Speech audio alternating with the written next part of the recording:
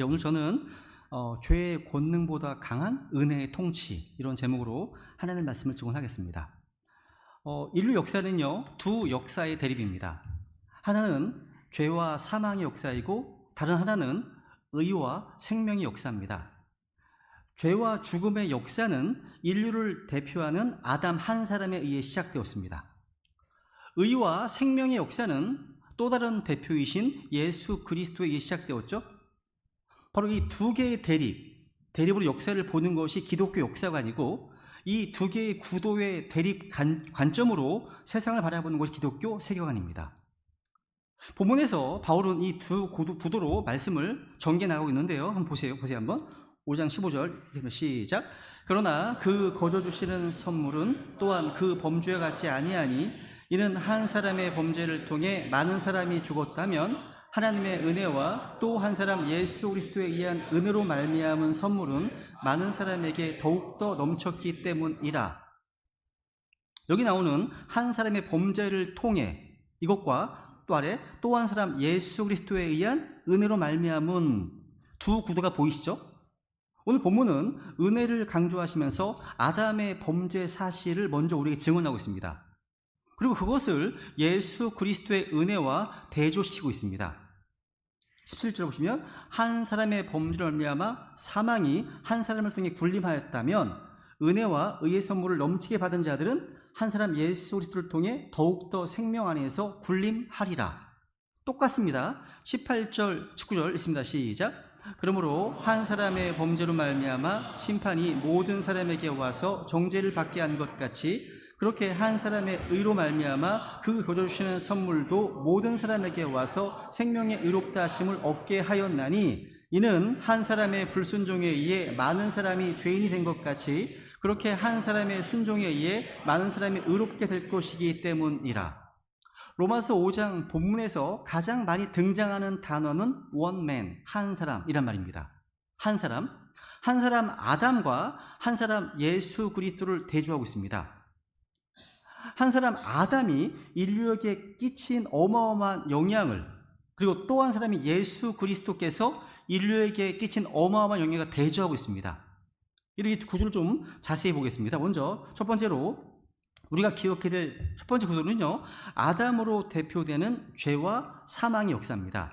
로마서 5장에 보시면 그러므로 한 사람으로 말미암아, 아담이죠, 죄가 세상에 들어오고 죄로 말미암아 사망이 들어왔으며, 여러분, 한 사람으로 말미암아 죄가 세상에 들어오고, 이 말씀은요 창세기 2장 3장을 배경으로 하고 있습니다.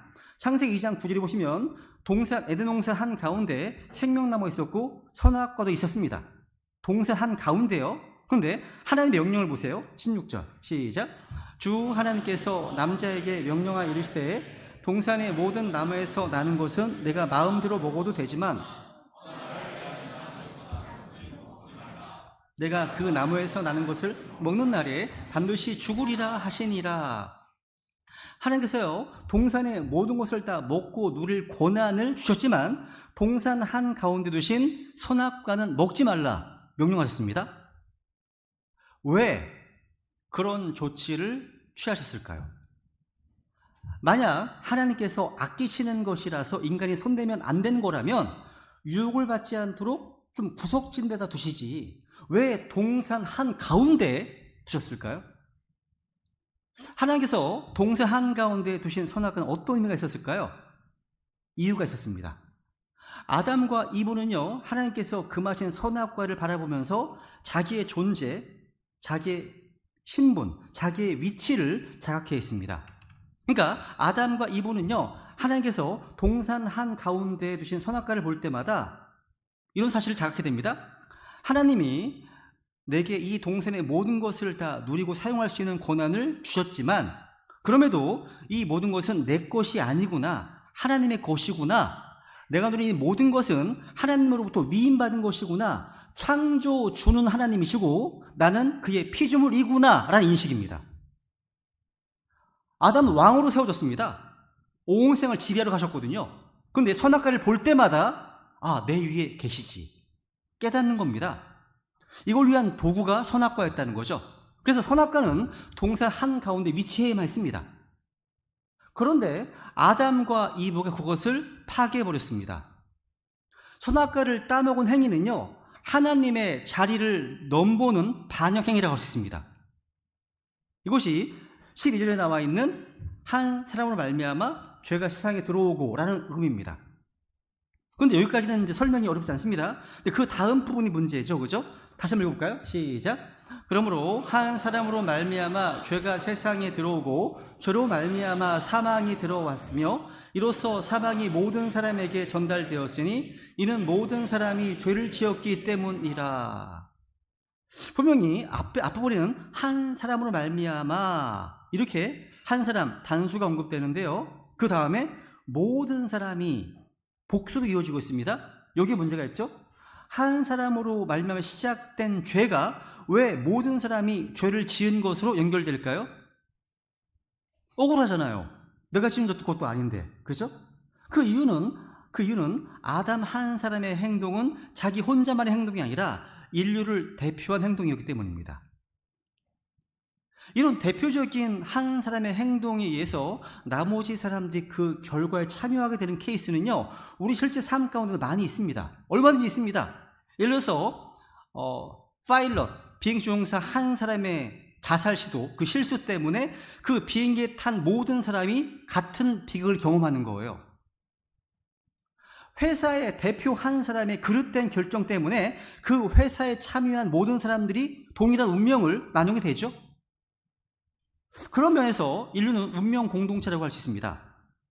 더욱이 인간의 본성은요, 아담의 타락에 의해서 영향을 받아서 태어날 때부터 죄성을 가진 부패한 상태입니다. 인간은 아담의 본성을 물려받았습니다. 죄성을요, 그죠? 그래서 그 가운데 태어나기 때문에 죄를 지을 수밖에 없는 존재라는 거죠. 이것을 신학적으로 죄의 전가 혹은 이런 표현 씁니다. 원죄의 유전이라는 용어로 표현하기도 합니다. 그러니까 태어날 때부터 내재되어 있는 죄성, 죄의 유전자가 있다는 거죠. 실제로 아이를 길러보면요, 아담에게 물려받은 죄성이 있다는 사실을 확실히 알게 되실 겁니다. 아실 겁니다. 아이를 낳았습니다. 천사 같은 아이를 지켜보는 가장 행복이죠, 그죠? 그런데 아이가 말을 하기 시작한 역사는 그 아이가 거짓말을 시작한 역사임을 깨닫게 됩니다. 진짜 놀랍습니다.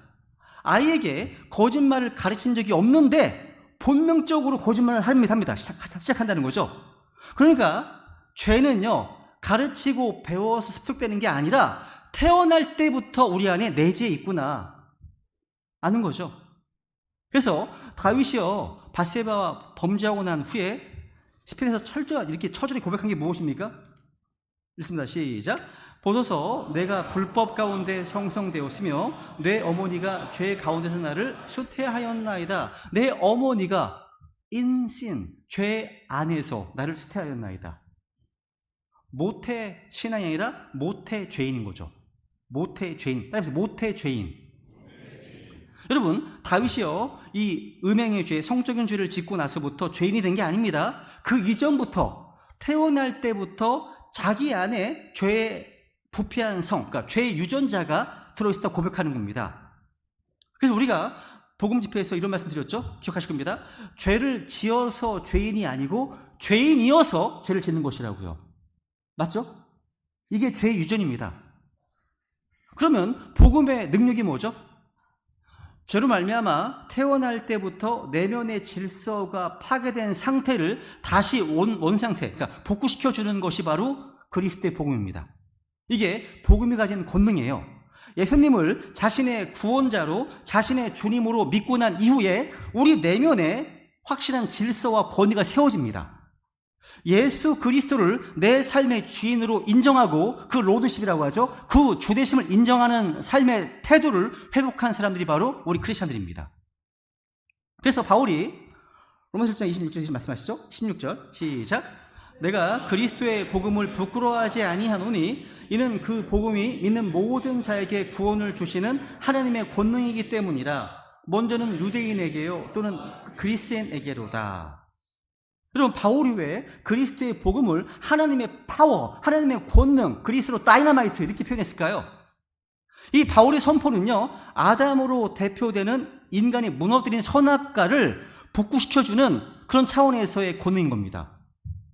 우리가 그리스도 안에서 선악과가 복구되면 우리 삶의 질서와 권위가 회복됩니다. 내 위에 누가 계시구나. 주님이 계신 거구나. 회복됩니다. 내면의 질서가 회복된 인생은요, 혼란스럽지 않습니다.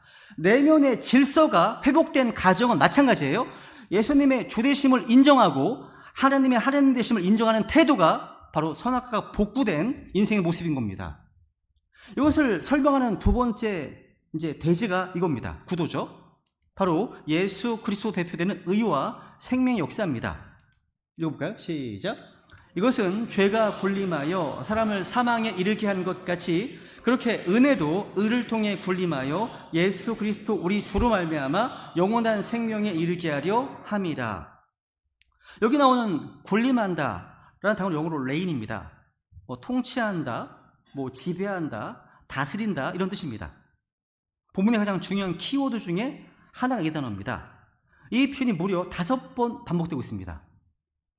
로마서 14절에 보시면 그럼에도 불구하고 아담으로부터 모세까지 아담의 범법과 같은 종류의 죄를 짓지 않은 자들 위에도 사망이 군림하였는데, 사망이 군림했다, 사망이 통치했다, 사망이 지배했다, 사망이 다스렸다 라는 표현입니다. 17절 마찬가지입니다. 사망이 한 사람을 통해 군림하였다면 그 다음 한 사람 예수 그리스도를 통해 더욱더 생명 안에서 군림하리라 말씀하시죠. 무슨 얘기입니까? 군림의 대상이 바뀌었다는 거예요. 구원받은 순간 구원받게 되면 다스림의 대상이 바뀌었다는 거예요. 그러니까 포인트가 뭐냐면 나를 다스리는 주인이 바뀌었다는 겁니다. 지금까지는 죄와 사망에 다스리는 영역 안에 살았지만 이제는 예수 그리스도를 통해서 죄와 사망 영역에서 빠져나오게 되었다는 거죠. 이 크리스찬 아닙니까? 이전에요, 가끔 뉴스에서 중국을 통해서 북한을 탈출하는 북한 이탈 주민들의 모습을 볼 때가 있었습니다. 위급하니까 어디로 뛰어들어갑니까?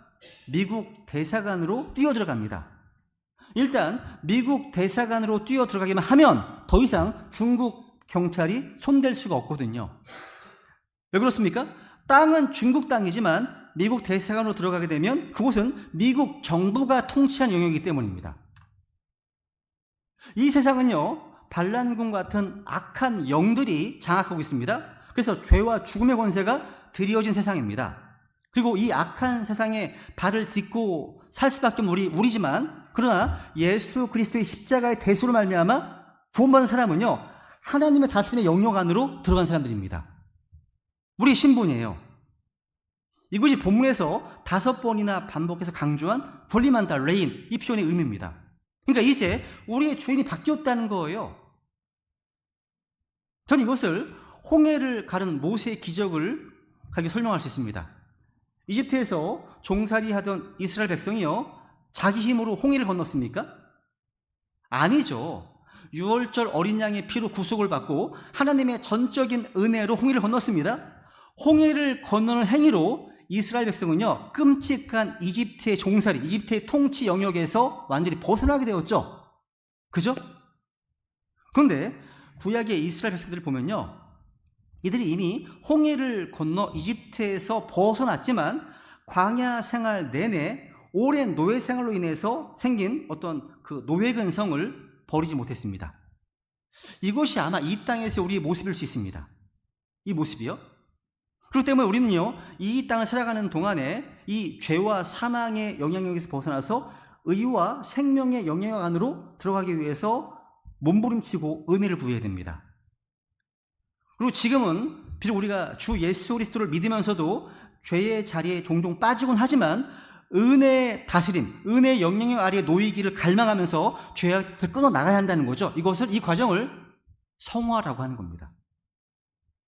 여러분, 창세기 5장에 보시면 아담의 세대들에 대한 책이 나오죠.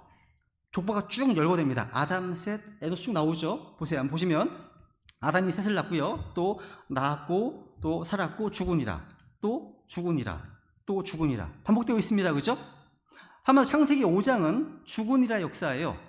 이게 아담에게 속한, 아담 안에 있는 모든 인류 운명입니다. 죽음에 속박되어 있잖아요. 그런데 마태복음 1장 1절 보시면 예수 그리스도의 세대에 대한 책이 나옵니다. 대조가 됩니다. 이 책에 보시면 다 뭐예요? 낳고 이게 16절까지 계속됩니다. 그러니까 예수 그리스도의 세대에 대한 책에는 낳고라는 말씀이 강조되어 있죠. 여러분, 구원이 뭐예요? 구원은 아담 안에서 그리스도 안으로 옮겨지는 겁니다. 아담은 첫 사람입니다. 예수님은 둘째 사람입니다. 아담은 죄를 범했습니다. 예수님은 죄가 없으신 분이십니다. 아담은 모든 사람에게 사망을 전달했습니다. 예수님은 모든 사람에게 생명을 전달합니다. 아담 안에서 모든 사람이 죽었습니다. 예수님 안에서 모든 사람이 살아납니다. 아담은 흙에서 나서 땅에 속합니다. 예수님은 하늘로부터 나신 주님이십니다. 그러니까 우리는 생물학적인 탄생으로 말미암아 아담의 피를 물려받았고요. 아담 안에 있는 어떤 모든 것을 그대로 다 전달받았습니다. 죄와 사망 역시 다 우리에게 전달되었습니다. 근데 예수 그리스도를 믿음으로 말미암아 영적 탄생을 통해서 우리는 하나님으로부터 태어나서 하나님의 아들이 되고 예수 그리스도의 모든 것을 물려받았습니다. 이게 성경적 구원이에요. 그죠? 우리는 하나님의 은혜로 창세기 5장에서의 죽으니라 세대에서 마태복음 1장 예수 그리스도를 말미암아 낳고의 세대로 바뀌었다는 겁니다. 이게 구원이에요. 우리는 지난주에 수련회 복음 집회를 통해서 많은 분들이 이런 죽음, 사망에서 생명으로 옮겨지는 역사를 경험했습니다. 또 어떤 이들에게는 영적으로 회복되는 계기가 되었다는 얘기를 들었습니다. 가족 구원을 위해서 오랫동안 기도해 왔는데 그 기도 응답 받으신 분들도 계신데요. 저희 자매도 29년 동안 어머님의 구원을 위해서 기도해 왔는데 이번에 장인어른과 떨어져 지내는 상황이 되셔서 수련회에 참석할 환경을 쉬고 마음을 쉬고 구원받게 되셨습니다. 여러분, 구원을 받았다는 것은요, 끝이 아니죠. 그리스도의 몸된 교회 안에 들어오게 된 겁니다. 그렇다면 머리와 마디에서 나오는 영양분을 흡수하고 다른 지체들과 연결될 수 있도록 케어주셔야 됩니다. 영적 출생이기 때문에 성장할 수 있도록 섬겨주셔야 한다는 거죠. 말씀을 계속 읽고 들으실 수 있도록, 그리고 다른 지체들과 교제를 통해서 연합할 수 있도록 해주셔야 한다는 겁니다. 그래야 하나님 은혜 안에서 영적으로 성장할 수 있게 되는 거죠. 오늘 본문에 보시면 구원받은 이후에 어떤 승리의 삶을 위한 키워드가 또 하나가 나옵니다. 바로 그것은 은혜입니다. 은혜예요, 은혜. 따라해보세요. 승리의 키워드. 은혜. 자, 오늘 본문에서 바울이 반복해서 사용하는 단어가 하나 있습니다. 바로 은혜입니다. 이 단어를 얼마나 반복하는지 한번 보세요. 눈을 보세요. 하나님의 은혜. 또 예수 그리스도에 의한 은혜. 17절. 은혜와 의의 선물. 20절. 은혜가 더욱더 넘쳤나니. 21절. 은혜도 의를 통해 군림하여. 바울은 계속해서 은혜라는 단어를 피력하고 있습니다. 그런데 여러분, 바울이 은혜를 설명할 때마다 함께 나오는 수식어가 있어요. 보시면 뭐가 나와요? 은혜가 더욱더 넘쳤다. 넘치게 받은 자들. 이런 표현이 나와요, 자꾸. 넘쳤다, 넘치게 받았다. 뭘 강조하는 걸까요? 아담 한 사람과 예수 그리스도 한 분을 반복하면서 대조하잖아요. 그렇죠? 바울은 불순종에서 실패한 아담에 비해서 월등하신 예수 그리스도를 강조하고 싶었던 겁니다. 또한 바울은요, 은혜라는 단어를 반복하면서 죄와 죽음도 권능이지만 은혜는 그것을 훨씬 뛰어넘는 강력한 능력이고 풍성함이라는 사실을 강조하는 겁니다. 은혜가요. 근데 바울은요, 로마서를 통해서요, 자신이 예수 그리스도를 영접한 이후에 자신이 경험한 은혜에 대한 감격과 더불어서 은혜가 가진 그 강력함, 그 능력을요, 드러내기 원했습니다. 그리고 예수님 믿기 이전에 어두운 상태에 있을 때는 죄와 죽음의 능력이 자기를 이끌고 갔지만 이제는 새 주인 되신 예수 그리스도의 은혜가 자신을 얼마나 강력하게 이끌어가는지를 바울 씨는 곳곳에서 드러내고 있습니다. 한번 예를 들어볼게요. 디모데 1장 13절인데요. 읽어볼까요? 시작.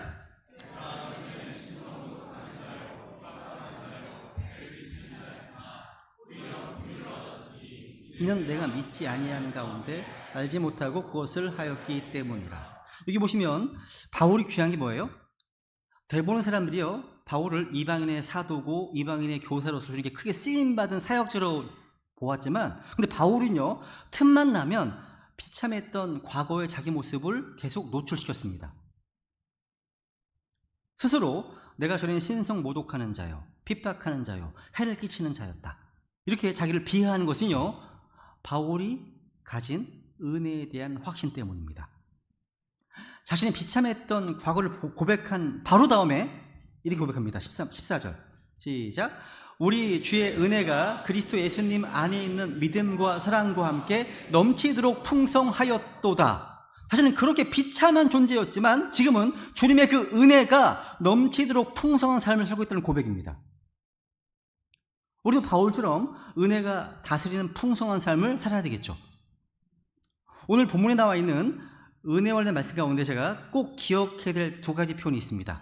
첫 번째는 뭐냐면 21절 나오는데요, 은혜도 의를 통해 군림한다, 이 표현입니다.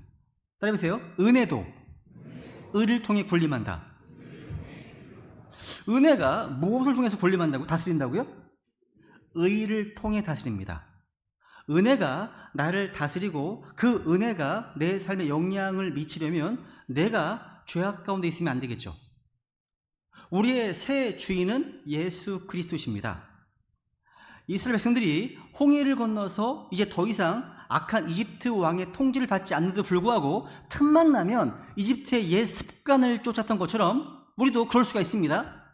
근데 여러분, 내 인생의 주인이 바뀌었음에도 여전히 이 세상과 육신과 마귀라는 옛 주인에게 끌려 살기 쉽습니다. 이것이 우리 현실이기 때문에 저조차도 하나님께 기도하고 또 기도합니다. 하나님의 은혜가 저를 다스릴 수 있도록, 그 은혜가 제 삶에 영향을 미칠 수 있도록 기도합니다. 중요한 거죠. 근데 오늘 19절에 보시면요, 우리를 구원하시기 위해서 은혜와 진리가 충만하신 예수 그리스도께서 어떤 순종하셨는지 보세요. 한번 19절 시작. 이는 한 사람의 불순종으로 인해 많은 사람이 죄인이 된 것 같이 그렇게 한 사람의 순종에 의해 많은 사람이 의롭게 될 것이기 때문이라. 이 말씀 보시면 예수님의 순종과 아담의 불순종을 비교하고 있죠. 아담의 불순종 때문에 많은 사람이 죄인이 되었고, 또 한 사람 예수님의 순종 때문에 많은 사람이 의롭게 될 수 있었습니다. 이걸 대조하고 있습니다. 여러분, 불순종이 쉽습니까? 순종이 쉽습니까? 여러분의 경험을 한번 대답해 보세요. 뭐가 더 쉬워요? 불순종이 더 어려워요. 그죠? 아닙니다. 제 경험에 비추어 보면요, 불순종하는 것이 훨씬 쉽던데요. 본능이거든요. 여러분, 의롭게 사는 것이 쉽습니까? 아니면 죄 짓는 게 쉬워요? 그렇죠. 죄 짓는 게 쉽잖아요. 여러분들 경험 아니에요? 죄 짓는 게 쉽잖아요. 이유가 뭐죠? 그것은 우리 안에 부패한 죄성이 있기 때문이기도 하고, 또 하나가 있어요. 죄에는 쾌락이 있기 때문입니다. 뭐가 있다고요? 쾌락이 있습니다. 이상한 사실이지만 불순종은 언제나 쾌락을 수반합니다. 히브리서 11장에 보시면요, 히브리 기자가요, 모세가 파라오의 아들로서 왕이 될 수 있는 특권을 거절하고 광야로 나가서 이스라엘 백성들과 함께 고난하는 것을 선택했다. 그 이유를 이렇게 설명합니다. 잠시 죄의 쾌락들을 즐기는 것보다 오히려 하나님의 백성과 함께 고난받는 것을 택하였으며, 여기 종합하는 건 뭡니까? 죄의 쾌락들, pleasures, 쾌락들. 죄 짓는 것은 뭐가 있어요? 재미가 있는 거죠. 플레저, 재미가 있는 거예요. 재밌다는 겁니다. 사람들이 왜 죄를 짓습니까? 죄는 언제나 쾌락이기 때문입니다. 잘 보세요. 성경에서 죄의 쾌락들 앞에 어떤 단어가 붙어 있습니까? 잠시. 잠시. 이 단어 꼭 기억하십시오. 죄의 쾌락들은 오래가지 못합니다. 잠시 후에 이 쾌락은 그 대가로 쓰디쓴 고통을 요구할 겁니다. 반드시 죄가 너희를 찾아낼 줄 알라 말씀하시지 않습니까? 그런데 사람들은요, 잠시 후면 사라질 쾌락 때문에 죄를 범하는 겁니다. 여러분, 불순종보다 순종이 훨씬 더 어려워요. 하나님께 순종하는 것도 어렵고요, 사람에게 순종하는 것도 마찬가지입니다. 살아가면서 하나님의 뜻 앞에 순종하는 것이 쉽지가 않아요. 순종이 왜 어려울까요? 순종하려면 고통이 수반되기 때문입니다. 사람들이 죄를 짓는 이유는요, 쾌락이 수반되기 때문이고, 반대로 순종하지 못하는 이유는 그 순종에는 고통이 따르기 때문입니다. 우리가 구원받기 전 내 안에 나를 지배하는 것은 뭐였습니까? 다름 아닌 죄였습니다. 죄였어요. 사람은 누구나 죄의 종이고 사망의 종입니다. 성경은 말합니다. 어떤 사람이 누구에게 정복되면 정복한 바로 그 사람에게 그가 속박된다 말씀하고 있죠. 음행을 이기지 못하면 음행의 종입니다. 술을 이기지 못하면 술의 종입니다. 죄를 지으면 죄의 종입니다. 돈을 사랑하면 돈의 주인이 아니라 돈의 종이 됩니다. 쾌락을 사랑하면 인생을 즐기는 게 아니라 향락의 종이 되죠. 읽어볼까요? 시작. 예수님께서 그들에게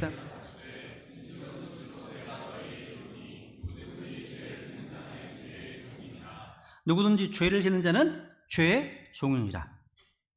오늘날 대부분의 사람들은요, 자신이 스스로 주인인 줄 압니다. 내 인생은 나의 것. 노래 같죠? 내 인생은 나의 것. 이거 외치지 않습니까? 교육을 숭배하고 과학, 기술을 믿는 현대인들은요, 다 자신 외에 아무것도 없다고 믿는 경향이 있습니다. 그런데 현대인들 또한 누군가의 아니면 무언가의 이끌림을 받고 있습니다. 그것을 성경에서는 공중의 권세 잡은 통치자, 이 세상 통치자의 이끌림을 받고 있습니다. 또 우상들이 이끌림을 받습니다. 또 자기 안에는 욕심과 정욕의 이끌림을 받습니다. 끌려가는 거예요. 끌려가는 겁니다. 탐욕의 종, 돈의 종, 향락의 종, 알코올의 종, 마약, 약물 중독, 도박의 종, 우리는 숱한 종들의 모습을 볼 수 있습니다. 흔히 습관이나 취미를 넘어서 중독, 이것도 다 종된 모습인 겁니다. 종된 거예요. 그렇다면 구원받은 저와 여러분의 컨트롤 타워, 그러니까 무엇이 잡고 있는지, 나를 이끄는 것이 무엇인지 한번 점검해 보십시오. 지금 누가 저와 여러분의 삶을 다스리고 있습니까? 우리 안에 무엇이 우리를 다스리고 있습니까? 누가 여러분의 삶에 영향을 끼치고 있습니까? 결정적인 영향을 누가 끼치고 있습니까? 나를 지배하는 게 무엇인지 모르겠다 하는 분들은요, 내가 복종하는 것이 무엇인지, 내가 따르는 것이 무엇인지를 보면 됩니다. 여러분, 죄악의 습성, 이 죄의 노예 근성을 버리십시오. 옛 주인을 따라가시면 안 됩니다. 우리가 예수님을 자신의 구원자와 주님으로 받아들여 구원받았다면 그 주님께서 나를 다스려 주시기를 간절히 구하셔야 됩니다. 그 주님의 다스리는 은혜를 체험하려면 우리에게는 뭐가 필요합니까? 믿음과 순종이 필요합니다. 순종. 주님의 다스리는 은혜만이 사람을 변화시킵니다. 교회를 핍박하고 성도들을 잡아 죽였던 살인자 바울을 위대한 바울로, 사도로 변모시킨 것이 바로 하나님의 은혜였습니다. 노예 상인이었던 존 뉴턴을 아주 좋은 목자로 만든 것도 하나님의 은혜였습니다. 주님의 은혜가 나를 다스리기 시작하고 그 다스림을 받을 때 진짜 변화를 경험합니다. 변화를요. 그러므로 하나님의 은혜가 저 여러분의 마음을 다스리도록 하시라는 거죠. 그 은혜가 그리스도를 그리스도인답게, 성도를 성도답게 만들기 때문입니다.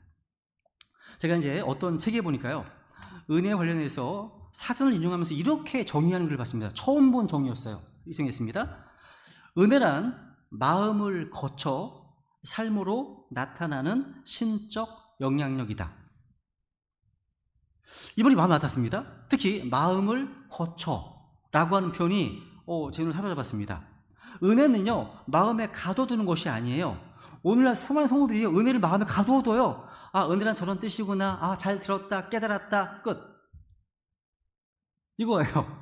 안 됩니다. 은혜는요, 마음의 밭을 통과할 뿐입니다. 마음을 거쳐 그 영향력이 삶으로 나타나야 한다는 거죠. 그러니까 우리의 실생활에 영향을 주어야 한다는 거죠. 무슨 말이에요? 은혜가 주는 감격이 이론적이고 정적인 무엇에 머무는 게 아니라 실제 내 삶을 이끌어가는 힘이라는 거죠. 이게 은혜가 다스리는 삶인 겁니다. 저는 우리 베드레 학들 모두가 은혜가요, 우리 삶을 다스리고 우리 삶의 권능이 되기를 원합니다. 다시 묻습니다. 지금 무엇이 여러분의 삶을 견인하고 있습니까? 지금 무엇이 여러분의 삶을 지배하고 있습니까? 성경은 은혜가 우리를 다스리게 해야 한다고 증언하고 있습니다. 둘째로요, 은혜 관련해서 기억해야 될 표현이 하나 있습니다. 20절에 보시면요, 죄가 넘친 곳에 은혜가 더욱더 넘쳤나니, 이 표현입니다. 이것은 죄의 권능보다 더 큰 은혜의 능력을 보여줍니다. 옆에 보시면 율법이 들어온 것은 범죄가 넘치게 함이었으나 라고 되어 있죠. 이 말은 율법이 죄를 양산한다는 뜻이 아니죠. 율법의 한계가 무엇이죠? 율법은요, 그냥 자각하게 하는 기능밖에 없어요. 이것을 건강검진에 비유하면 됩니다. 이해가 쉬워요.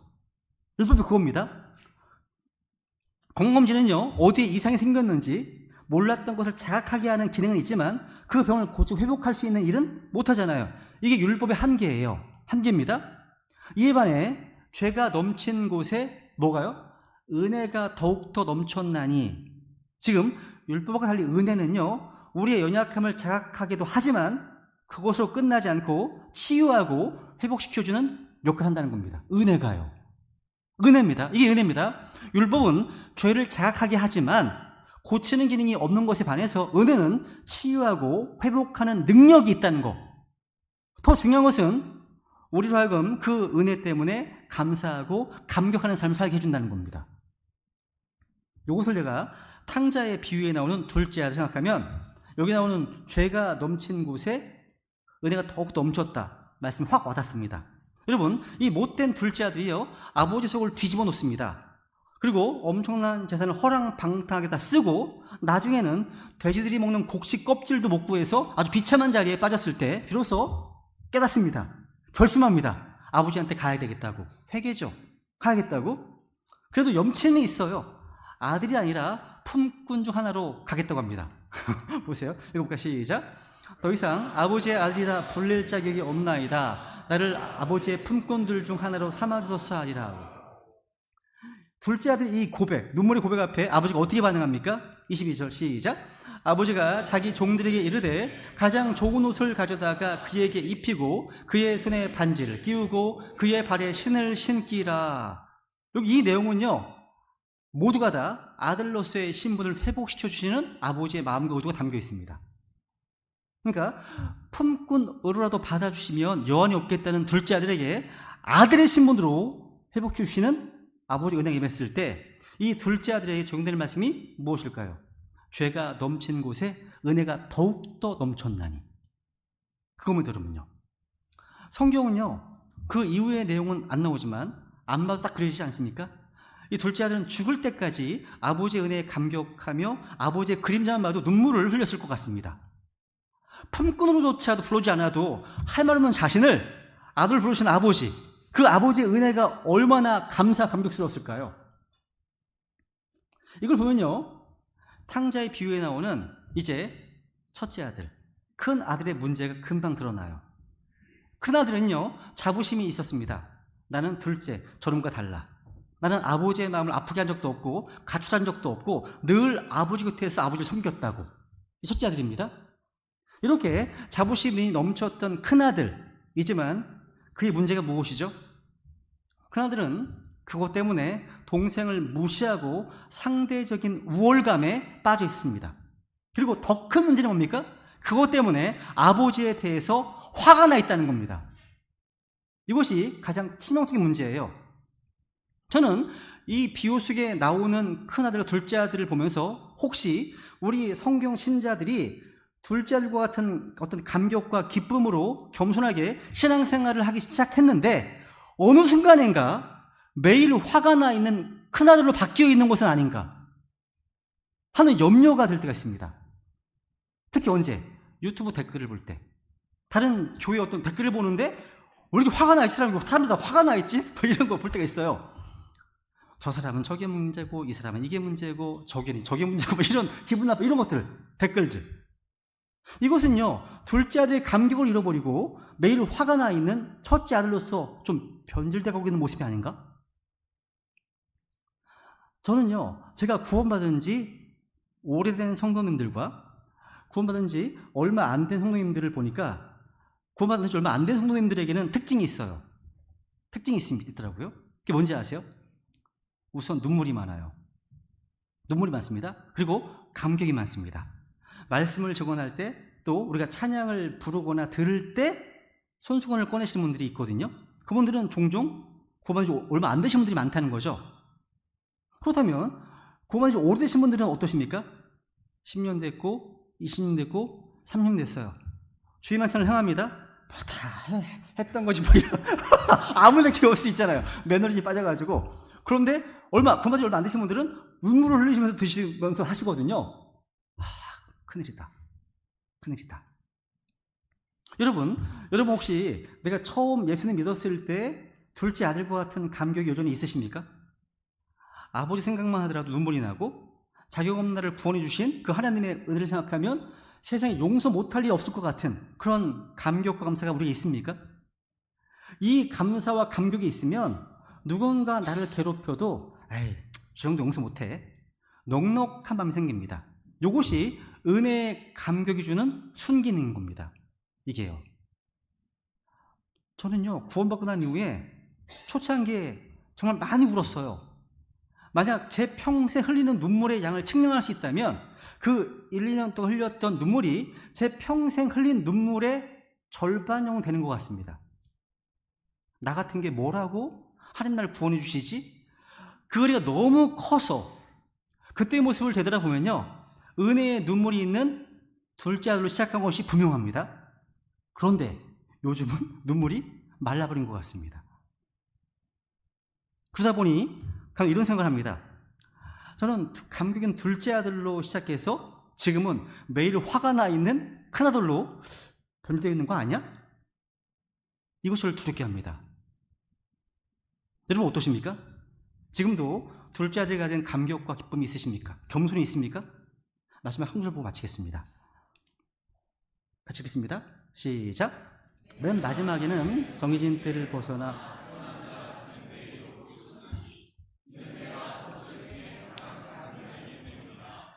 내가 하나님의 교회를 핍박하였으므로 사도라 불리기에 합당하지 못하지만 하나님의 은혜로 내가 지금의 내가 되었으니 내게 주어진 그분의 은혜가 헛되지 아니하여 내가 그들 모두보다 더 많이 수고하였으나 그것은 내가 한 것이 아니요 나와 함께 하신 하나님의 은혜로 된 것이니라.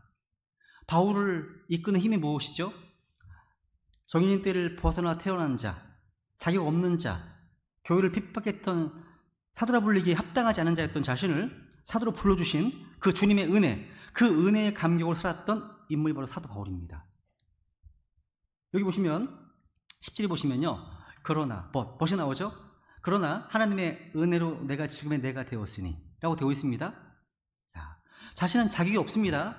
그러나 그런 자신을 만나주시고 이 자리까지 이끌어주신 그 주님의 은혜에 감격하는 인물이 바로 바울이었습니다.